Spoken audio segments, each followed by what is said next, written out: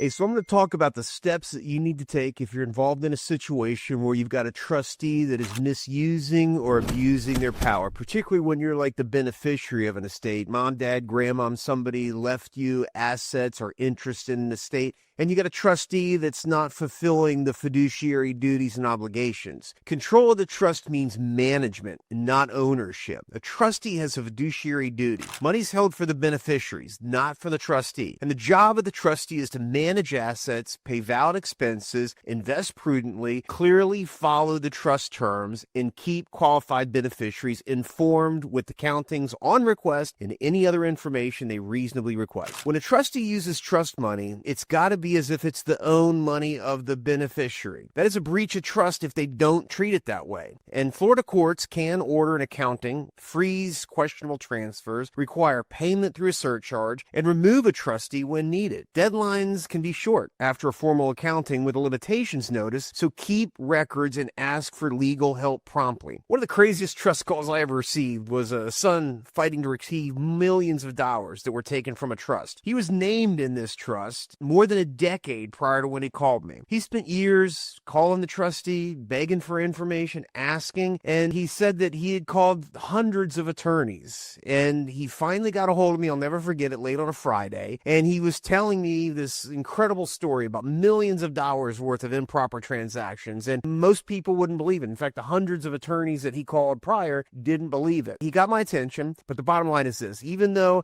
it had been more than a decade worth of bad transactions on that trust, after a whole lot of litigating and that 2-day-long mediation, we got back for this beneficiary and his siblings exactly what they were entitled to. It's an example of experienced litigation in the trustee, beneficiary, probate, and estate context.